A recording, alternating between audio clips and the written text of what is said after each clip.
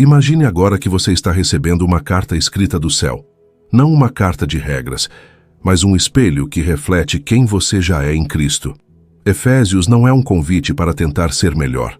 É uma revelação do que já foi consumado em seu favor. Enquanto você ouve estas palavras, sua mente será renovada. Capítulo 1. Você já foi abençoado em Cristo com todas as bênçãos espirituais. Eu, Paulo, apóstolo de Cristo Jesus pela vontade de Deus, escrevo esta carta ao povo santo em Éfeso, seguidores fiéis de Cristo Jesus. Que Deus, nosso Pai e o Senhor Jesus Cristo lhes dêem graça e paz. Todo louvor seja a Deus, o Pai de nosso Senhor Jesus Cristo, que nos abençoou em Cristo com todas as bênçãos espirituais nos domínios celestiais. Mesmo antes de criar o mundo, Deus nos amou e nos escolheu em Cristo para sermos santos e sem culpa diante dele. Ele nos predestinou para si, para nos adotar como filhos por meio de Jesus Cristo, conforme o bom propósito de sua vontade.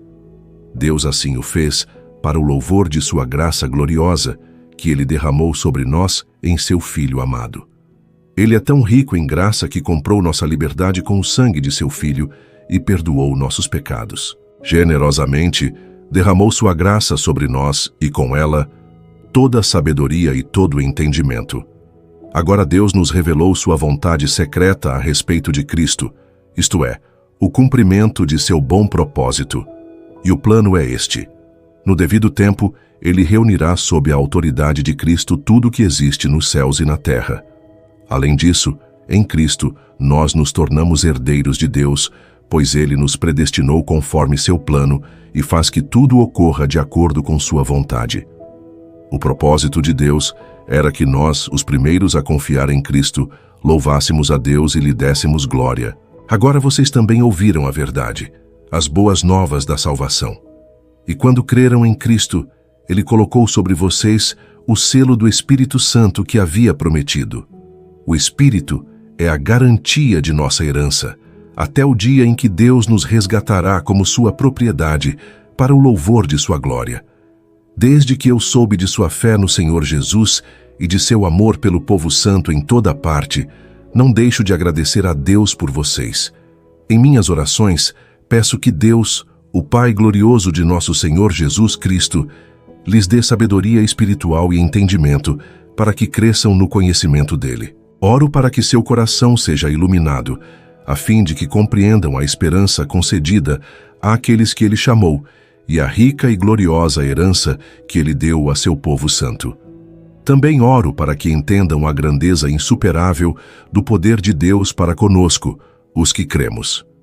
É o mesmo poder grandioso que ressuscitou Cristo dos mortos e o fez sentar-se no lugar de honra à direita de Deus nos domínios celestiais.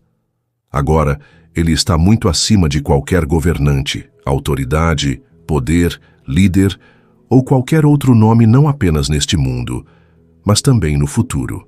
Deus submeteu todas as coisas à autoridade de Cristo e o fez cabeça de tudo, para o bem da igreja. E a igreja é seu corpo. Ela é preenchida e completada por Cristo, que enche consigo mesmo todas as coisas em toda parte. Capítulo 2. Salvos pela graça, unidos em um só corpo.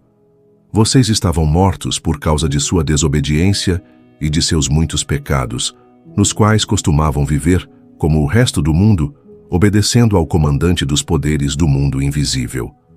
Ele é o Espírito que opera no coração dos que se recusam a obedecer. Todos nós vivíamos desse modo, seguindo os desejos ardentes e as inclinações de nossa natureza humana. Éramos, por natureza, merecedores da ira, como os demais.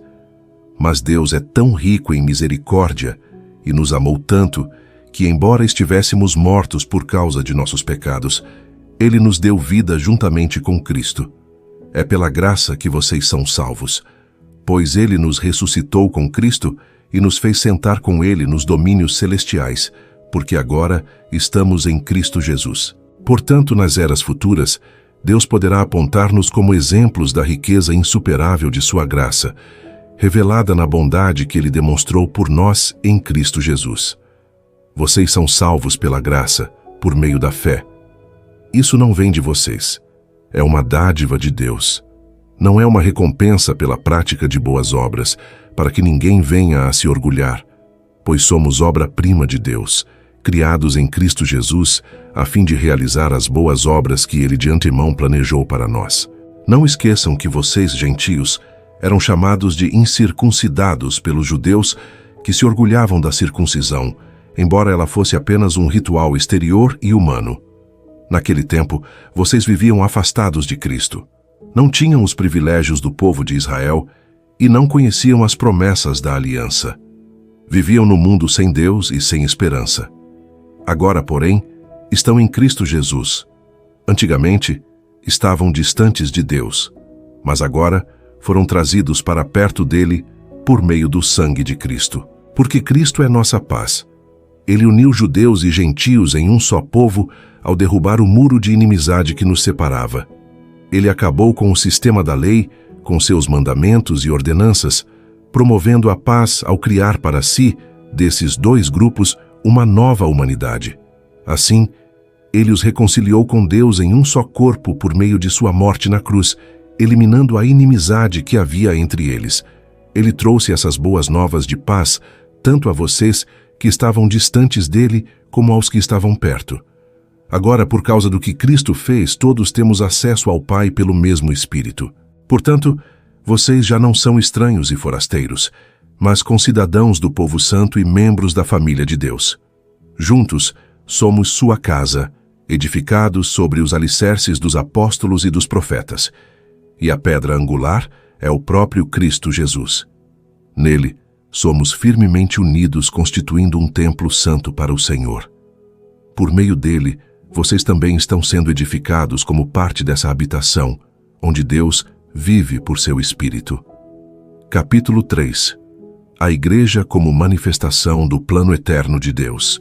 Quando penso em tudo isso, eu, Paulo, prisioneiro de Cristo Jesus para o bem de vocês, gentios, tomando por certo a propósito que vocês sabem que Deus me deu essa responsabilidade especial de estender sua graça a vocês.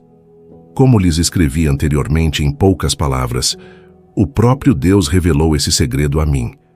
Ao lerem o que escrevi, entenderão minha compreensão desse segredo a respeito de Cristo, que não foi revelado às gerações anteriores, mas agora foi revelado pelo Espírito aos santos apóstolos e profetas. E este é o segredo revelado. Tanto os gentios como os judeus que creem nas boas novas participam igualmente das riquezas herdadas pelos filhos de Deus.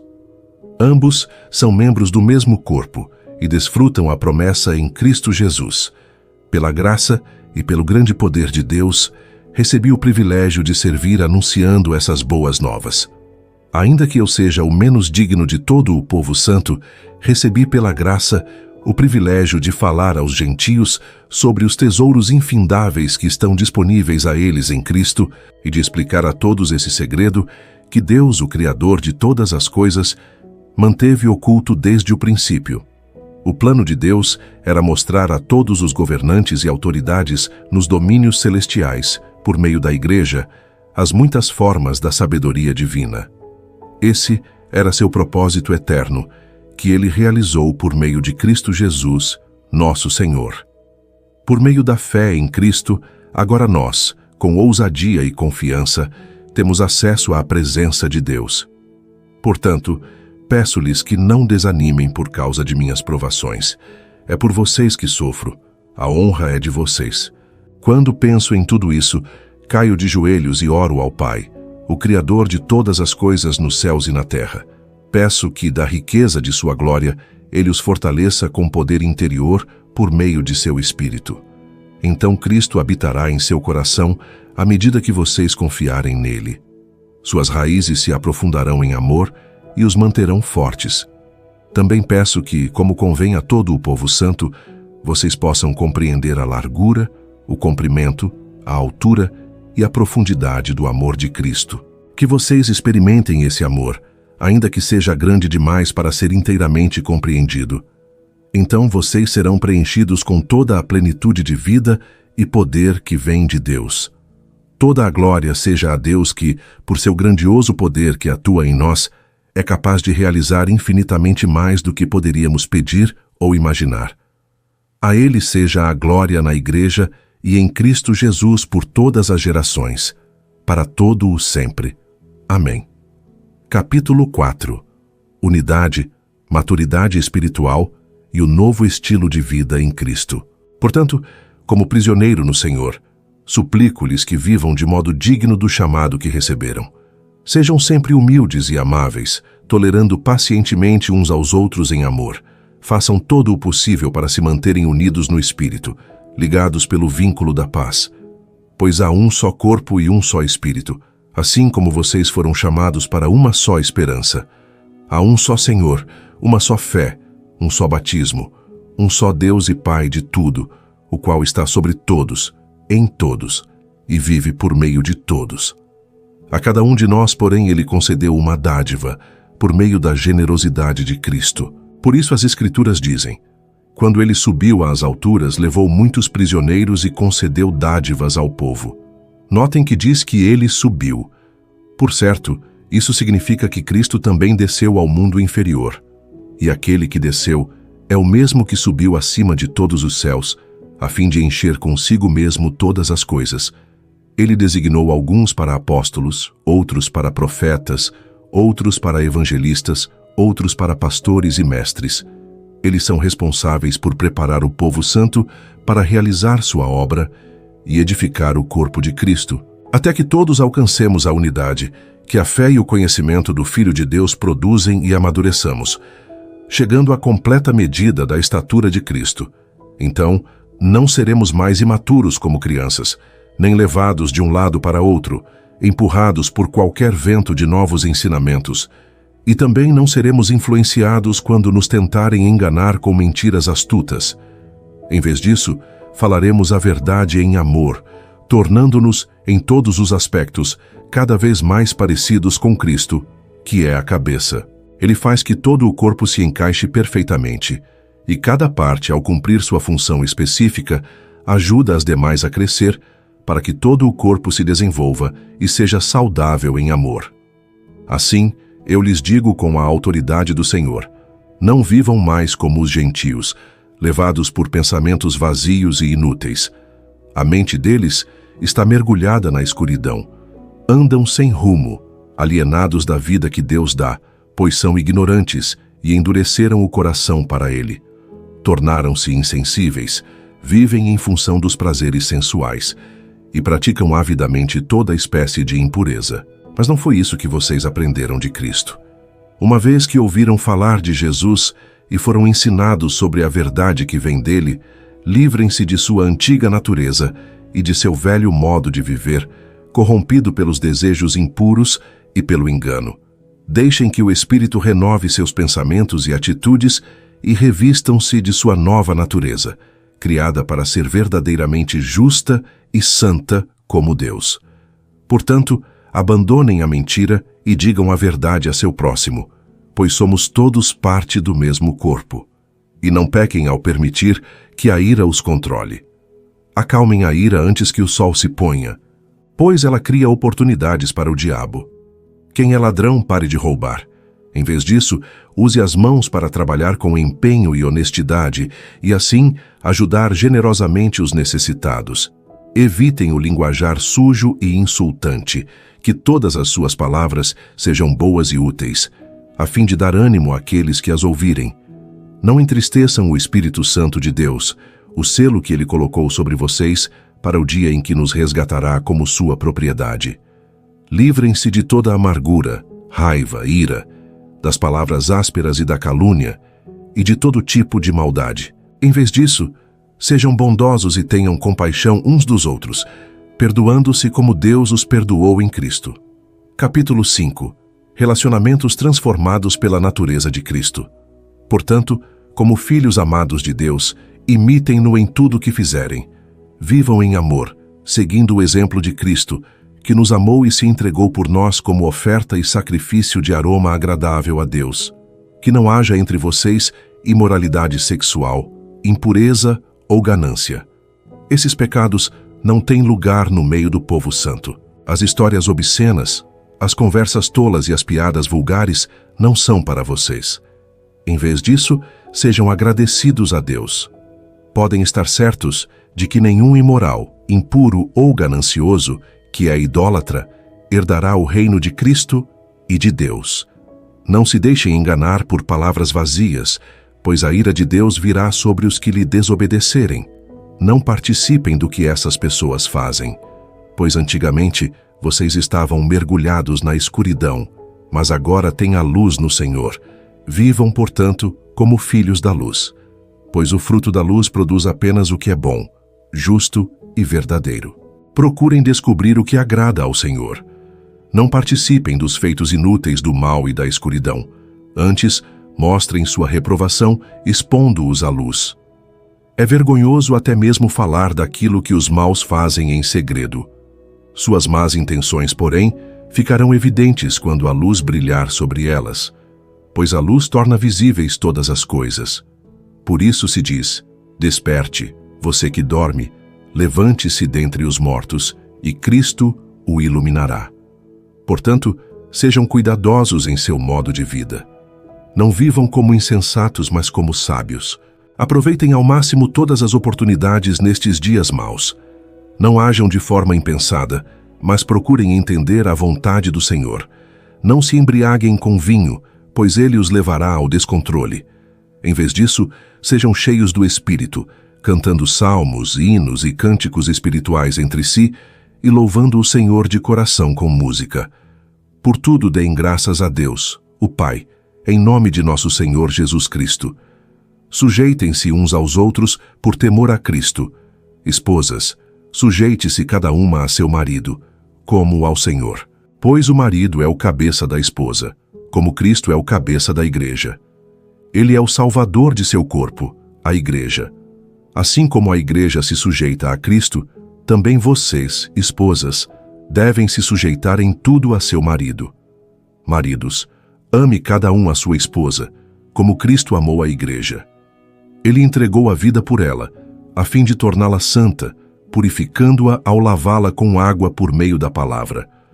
Assim o fez, para apresentá-la a si mesmo como igreja gloriosa, sem mancha, ruga ou qualquer outro defeito, mas santa e sem culpa.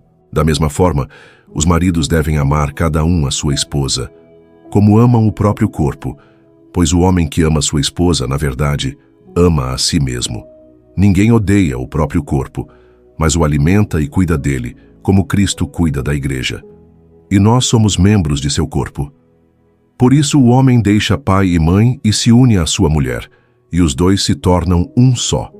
Esse é um grande mistério, mas ilustra a união entre Cristo e a igreja. Portanto, volto a dizer, cada homem deve amar a esposa como ama a si mesmo, e a esposa deve respeitar o marido. Capítulo 6.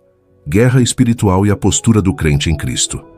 Filhos, obedeçam a seus pais no Senhor, porque isso é o certo a fazer. Honre seu pai e sua mãe. Esse é o primeiro mandamento com promessa. Se honrar pai e mãe, tudo lhe irá bem e terá vida longa na terra. Pais, não tratem seus filhos de modo a irritá-los.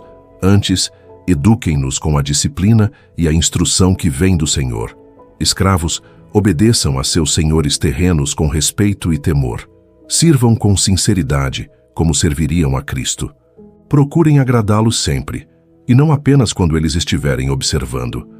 Como escravos de Cristo, façam a vontade de Deus de todo o coração.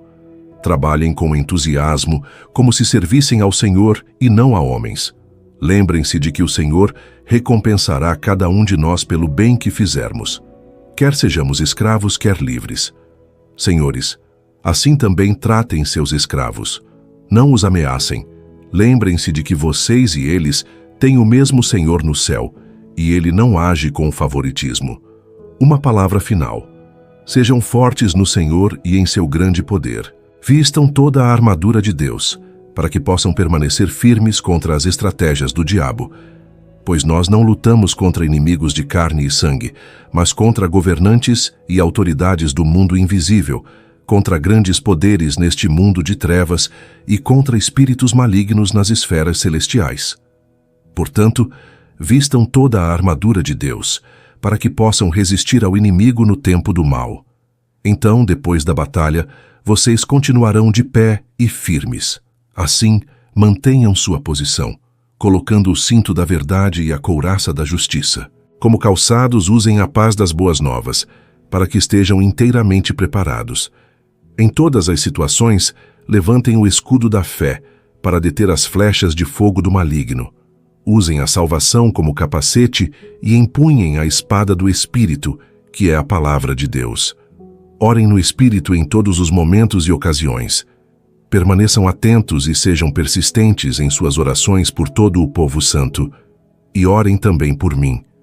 Peçam que Deus me conceda as palavras certas, para que eu possa explicar corajosamente o segredo revelado pelas boas novas. Agora estou preso em correntes, mas continuo a anunciar essa mensagem como embaixador de Deus. Portanto, orem para que eu siga falando corajosamente em nome dele, como é meu dever. Tíquico lhes dará um relatório completo do que tenho feito e de como tenho passado. Ele é um irmão amado e um colaborador fiel na obra do Senhor. Eu o enviei a vocês com esse propósito, para que saibam como estamos e para animá-los. A paz seja com vocês, irmãos, e que Deus, o Pai e o Senhor Jesus Cristo lhes deem amor e fidelidade. Que a graça de Deus esteja eternamente sobre todos que amam nosso Senhor Jesus Cristo. Você não é mais alguém tentando vencer. Você é alguém que já foi feito mais que vencedor em Cristo. Cada capítulo de Efésios é um lembrete de que você foi escolhido, selado e enviado. Agora vista sua armadura e permaneça firme, sabendo que o mesmo poder que ressuscitou Cristo habita em você. Se essa leitura falou com sua alma, inscreva-se no canal Amor Infinito e continue mergulhando nessa jornada de revelação e graça.